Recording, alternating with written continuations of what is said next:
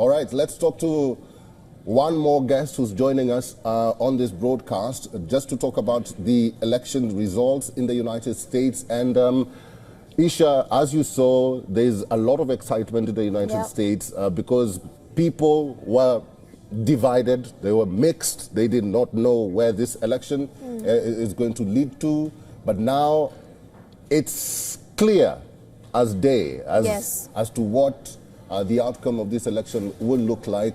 So we are just awaiting to see if he's able to reach that magic number. Yes, that magic number of 270. So let's talk now to our guest and find out what he has to say about this election. Good to see you.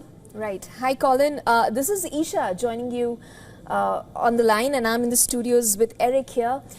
Colin, your first reactions. Hi, Isha. Good to have you with us on the broadcast. Your first reactions looking at the way the results are going. And also, I know your specialty. We will get into the foreign policy bit in just a bit, but give us your first reactions first. Yeah, I mean, I was elated. I was happy because I've been rooting for Trump all the while, and it was an expected victory as well because we have seen how the momentum has been with Trump all the while, and we have seen how he has managed to get, the greatest political comeback in history. And also, of course, the looking at the latest projections, of course, he has won the Senate. He's going to win the popular vote, and this is the one of the amazing new history for the U.S. and for the world, because I've always argued that Trump will bring peace to all the global conflicts that we have now, and that his unconventional ways of solving conflicts. So it is a good news. It is a positive news, not only for Americans, but for people from the world over, also for Malaysia. I've also argued for that. In fact, I've been involved in various interviews before the election, and of all the guests that I've seen, they have all rooted for Harris. I'm only the lone voice in supporting Trump. I believe that the same trend can be seen in a lot of new places all over the world, but we have seen how he has managed to overcome all obstacles, the political persecution, the character assassination.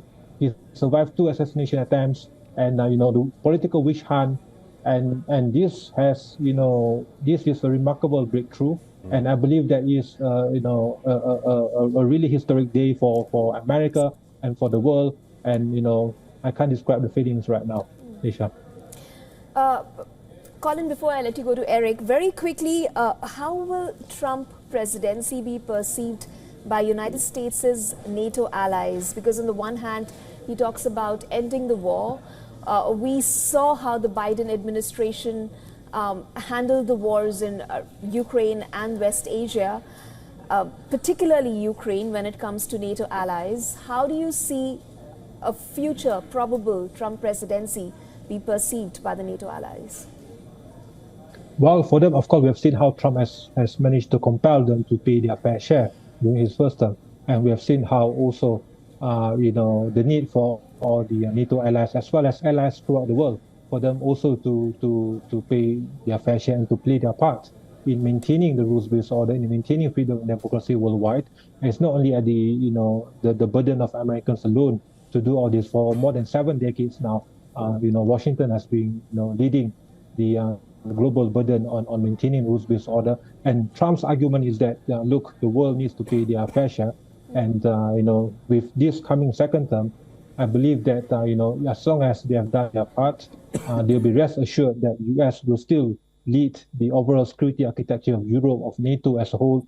But, they need to back up, they need to step up, because it's not only the responsibilities of Washington alone, and they need to have collective efforts to maintain European security. I believe that, with this new approach, he has now greater flexibility, he has now greater opening for him to, of course, continue his first-term approach, where he will meet directly with these leaders, including Putin, including Jong-un, and to solve global crisis. And even now, as the president-elect status, he has argued that he will end the conflict in Ukraine once and for all, and he will also end the conflicts in the Middle East and West Asia. We have also seen how, the approach that he has maintained so far. During the first term, there was no global major conflicts. He has argued that the disastrous Afghanistan withdrawal by Biden has weakened America's dominance at the global level, and that's why Putin has moved into Ukraine in the first place. So with this new advent of his foreign policy, I would argue that the greater global peace will come in the future. Mr. Collins, before you continue, you mentioned something that is very crucial and very important. You are a foreign affairs and security strategist at the University of Malaya. I just want to know from you, because Trump, very many people voted for Trump because of his policies, so-called policies. But what we know is that his foreign policy, for example, has not been that well received by the world when he was president. What do you think is going to change this time around? I would argue that he will have greater openings, he will have greater fallback options and flexibility in terms of maintaining, firstly, to regain America's leadership and dominance at the global order. We have seen how the first Biden administration has actually weakened American diplomacy and American standing throughout the world. We have seen how the rise of BRICS, the new formed coalition of Russia, China, North Korea, Iran, so-called enemies of the U.S. We have also seen the erosion of America's power standing throughout the world. And this will be the time where Trump will regain all this, not only through economic priorities in terms of bringing back tariffs and all that, but especially in terms of regaining the status of a clear deterrence, peace through strength approach, and maintaining clear hard power, determination, and capacity in withstanding the newfound adversaries in the likes of Moscow and Beijing. So this will also maintain, clear, rules-based order and rule of law, and that he has also argued that he will end the, conflict in Ukraine, which would not have been started if he were to win the 2020 elections. Okay. So I'll see that a lot of parties have framed him as being a destabilizing force, but right. I believe and I argue that he will stand, right. for a peaceful world order. Right. So, Colin, so far the discussion circles around if so, then this. We will still await the definitive results and discuss more about it. Thank you so much for joining us on the broadcast today.